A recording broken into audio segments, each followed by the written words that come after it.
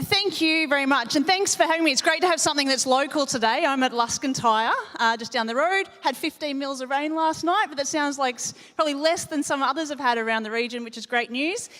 So my name is Sarah Strachan. Just as a side note, there was lost reading glasses. I have lost my car keys from the MLA stand. They also have my name on them. So if you happen to have picked them up, I'd really love them back by this afternoon. But I will start, even though we're all going to have a unique presentation, if you like, there's one thing that's going to be pretty common across all of us speaking in this session, and that's actually the focus on the consumer. And that's where I'm just going to start today, is that talking about eating quality, why should we actually have some interest in the eating quality of our beef? Now, out of every one of your animals that gets processed, there's going to be about 400 meals that are going to be produced out of that animal.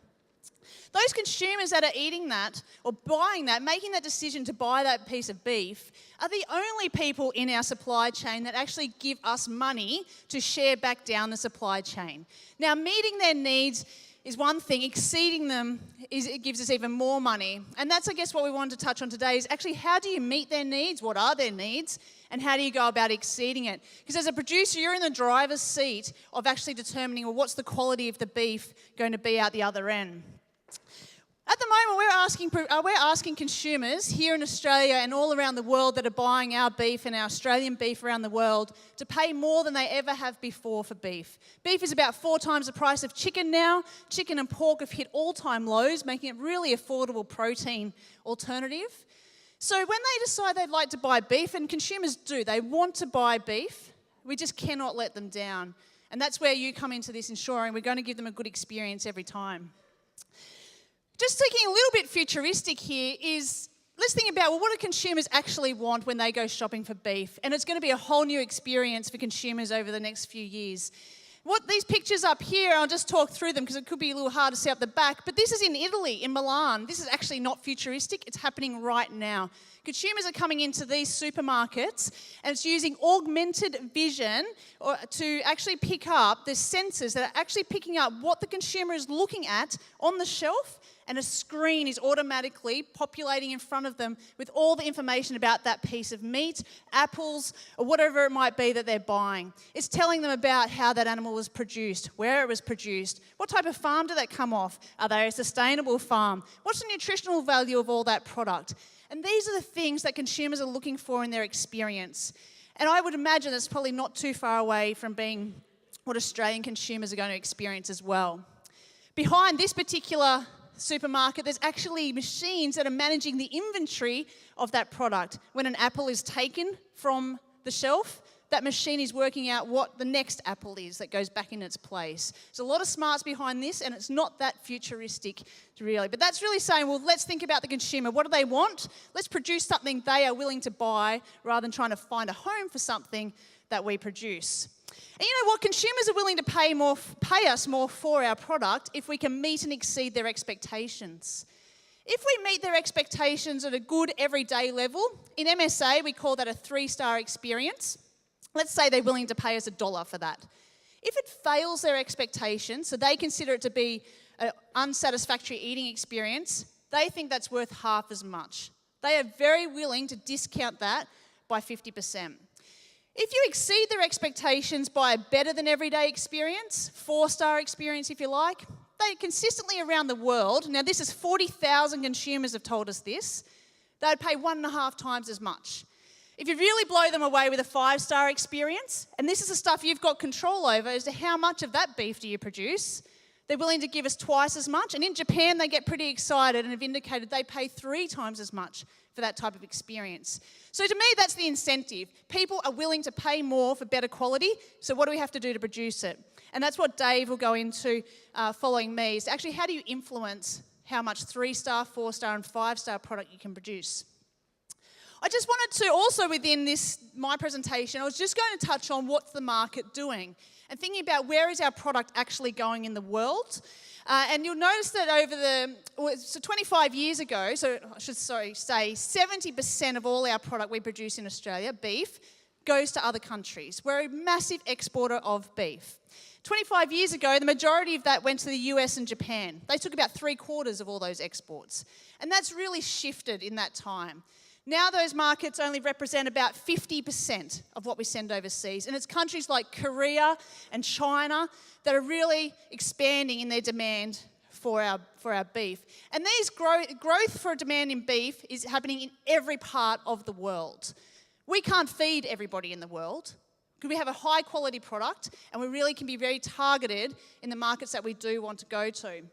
So where is our beef going? We are still the largest customer of our own beef. We are still the largest market for our own beef. But we're sending product into nearly every region, over 100 countries in the world. Over the last 12 months, we've really seen expansion in China. We've seen our exports expand into Japan and Korea. And this has all been helped by a bit of a weaker dollar, if you like. And this is probably where I think it's a unique drought situation that we've been in that the prices have really held up as well, because there is a real export demand coming for export beef. We've had a downturn of product going into the US. The US are coming out of what we're going into. They're coming out of a real liquidation phase in their industry because of drought, and they're in full swing again. They're going to produce more beef than they ever have before, and that means they've got more product in their own country, so they're taking less of ours, but it means they are competitors for us as well in nearly every country that we're in. They've got access to China now. They're struggling to get into China because they haven't got a great HGP free status like we have here in Australia, but they are a real threat for us as far as price and volume goes in those markets. There's some challenges and opportunities, if you like, that are really facing us in these markets too. And I put up a few pictures here just to touch on. First one here with Trump is that it's really just, this is representing the protectionism that we're seeing from a certain few countries. And America's one. And since Trump's been in, they've withdrawn from some free trade agreements, something like the Trans-Pacific Partnership they've withdrawn from. So we're seeing some protectionism out of that country. China's here, the news, China has been a massive market for Australia. But overnight, about 12 months ago, they shut 6 processors out of it. So we can't put all the eggs in one basket. Sounds like a pretty lucrative market, but they're pretty fragile as well, and that they can turn it on and off as they wish. The other picture here is actually a piece of meat growing in a petri dish. Fake meat, meat alternatives, lab-grown meat. This is really taking on some headlines in the media and is something that we need to consider. Now, there are consumers that are looking for meat alternatives. There are consumers that have concerns around animal welfare, sustainability, and it's this meat here that will satisfy those consumers. Now, in the US, when they surveyed consumers and said, were you willing to eat this? Most of them say, yes, we would. But there is still, and I guess what puts minds at ease as producers, people are still looking for that natural, it's free from something. And so whilst there's interest in lab-grown meat, it's really up to us as producers to make sure that we're right on top of our animal welfare and sustainability.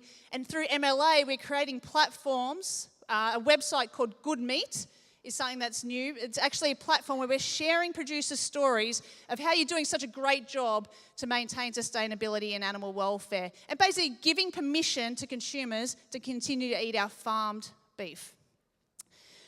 Where should our beef go into the future? And I guess the first thing we go to are where the people. If your population has always been the driver or a traditional driver of where should we invest our efforts in marketing our beef. So China pops up straight away. There's a huge amount of people there, followed by the US and followed by the EU. But when you think about, well, can they pay for our beef? So remember I said Australian beef is one of the most expensive beef options around the world. And when you think about how many consumers, how many households have at least $35,000 US income, and that seems to be the threshold. If you've hit that mark on an income into your household, you can then spend it on things like beef. And that changes things because all of a sudden China shrinks. There's a much smaller amount, but growing households that have that disposable income to spend on beef. Then it changes that the US all of a sudden gets bigger, and the US is a really key market for our grass-fed beef that would be coming out of the region here in the Hunter Valley for sure.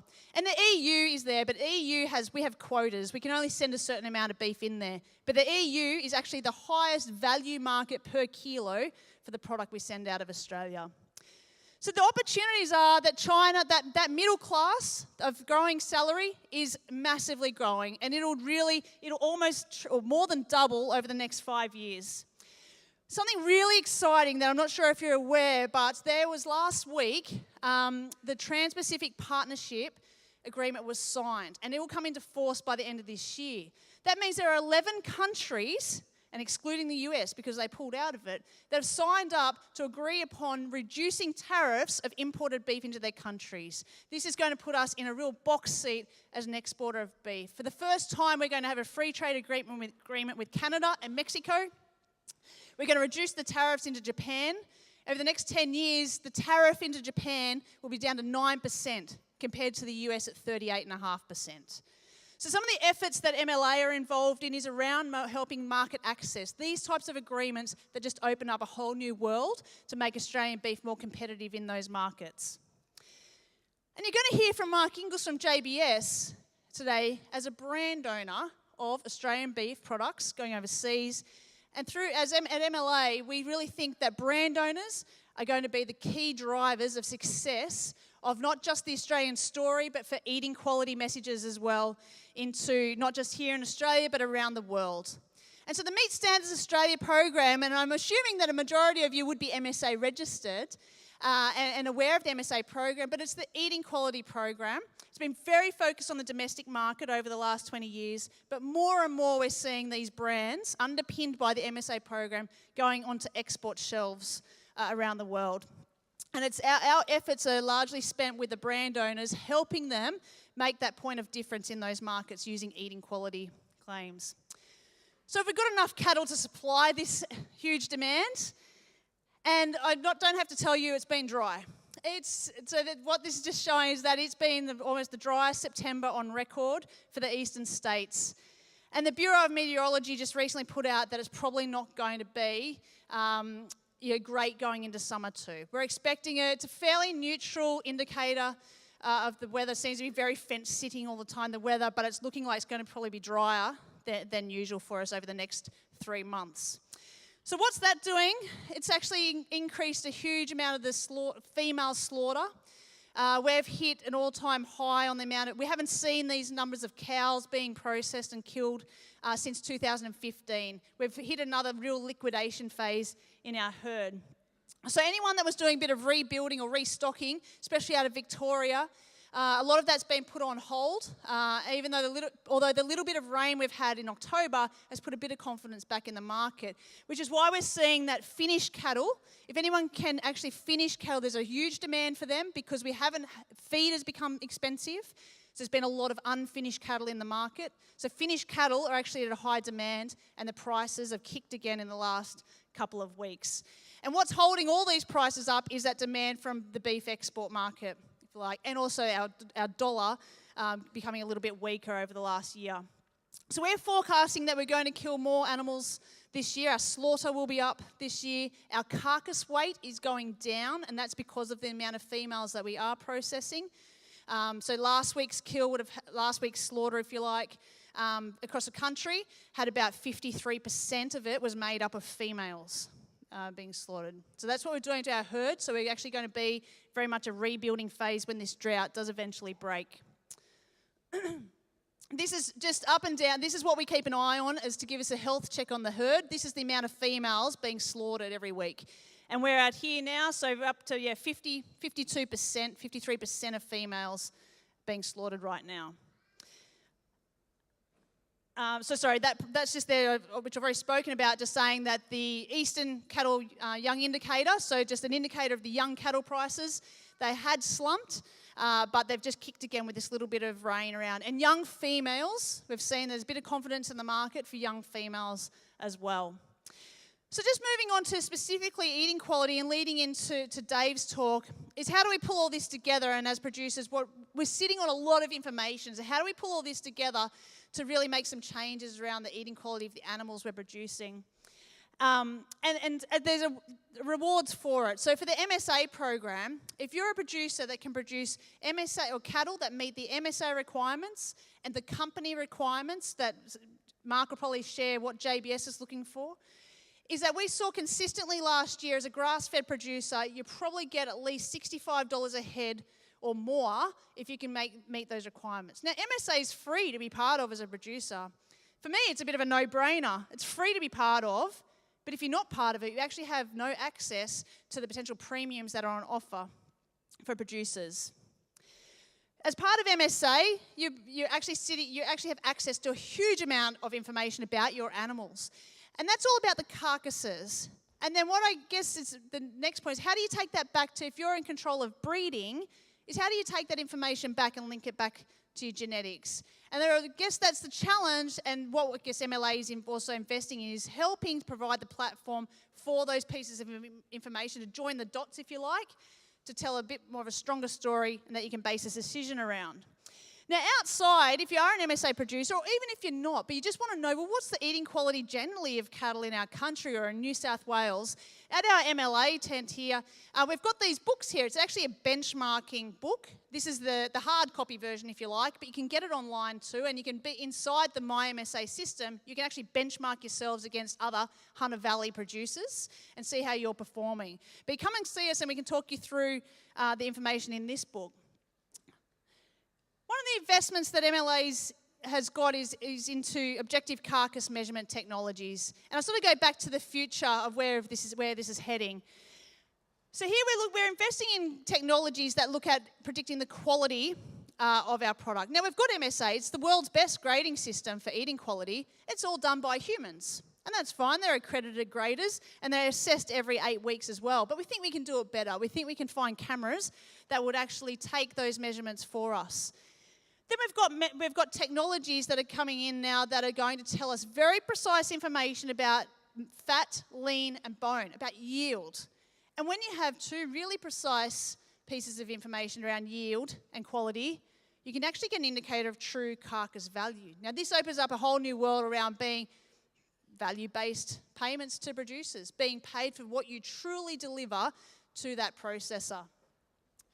We think that this is how the grading happens now, and Dave will go into a bit more detail on these measurements, and this is how we think it'll be in the next couple of years. We're also looking at technologies on farm, so that all happens at the abattoir.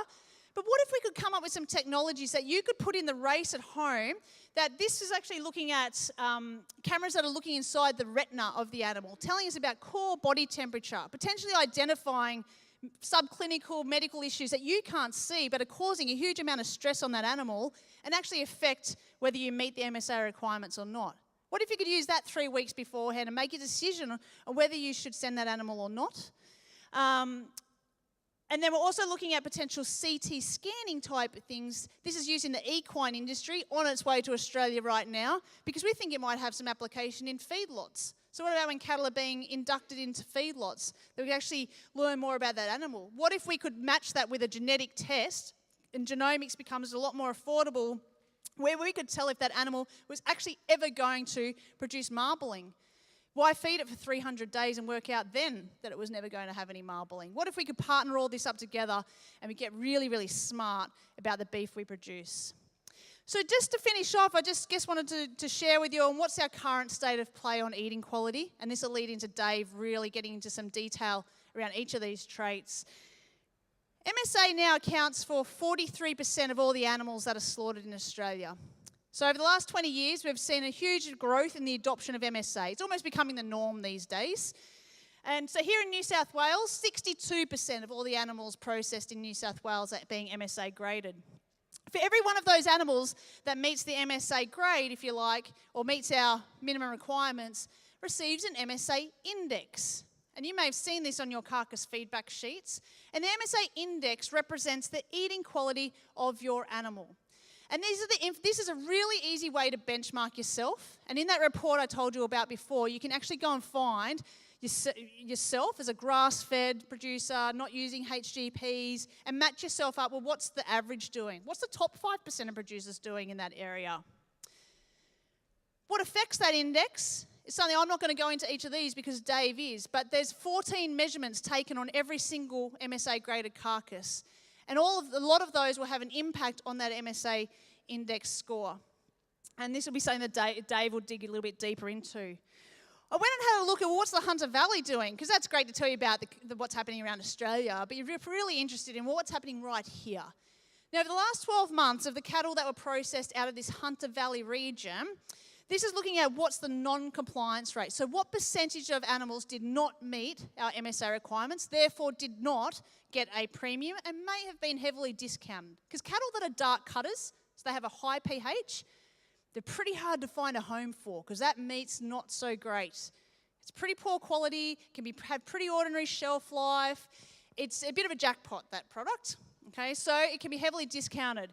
Now, I noticed in January this year, there was a massive spike here in the Hunter Valley where 12% of the animals that were sent in for MSA grading did not meet the bare minimum MSA requirements.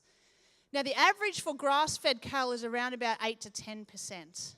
On average around the country, it runs at about 7% when you take into account grain-fed cattle as well.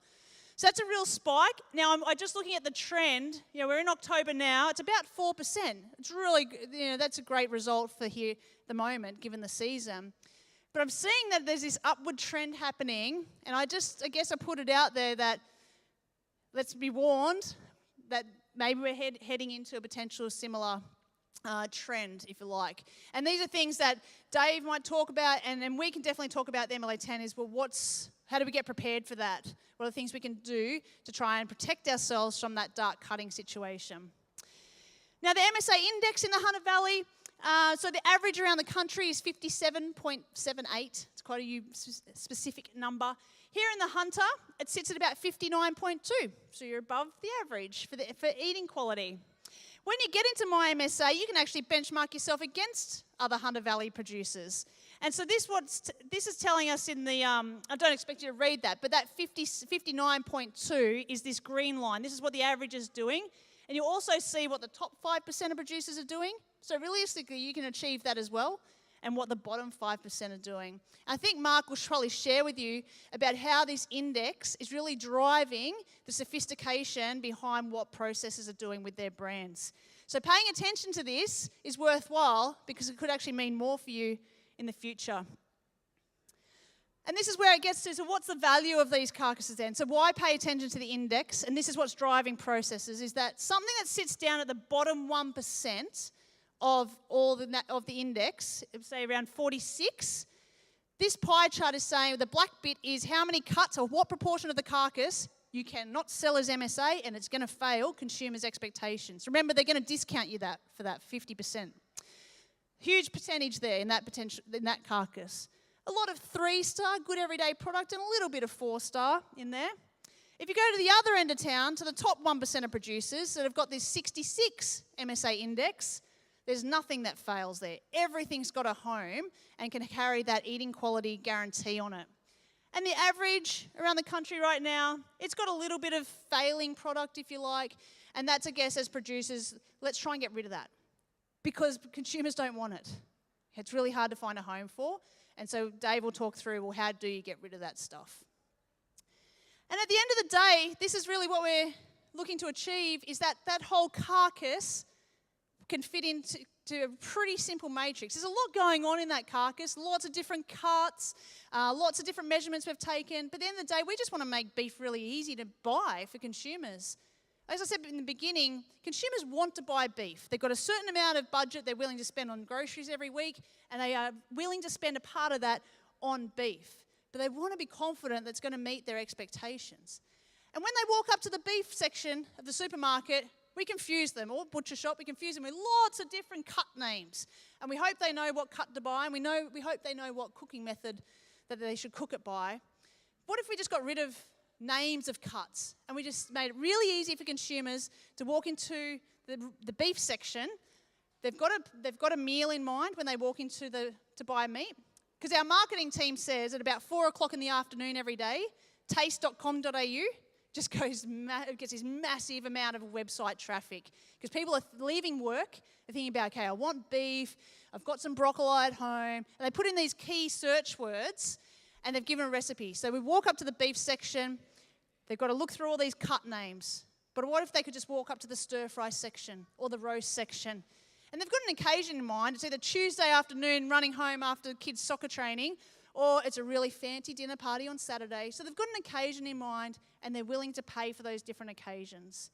So every one of your carcasses, we actually think we can fit into a pretty simple matrix like this and get consumers to pay more for beef and be satisfied and come back again and again. So thank you.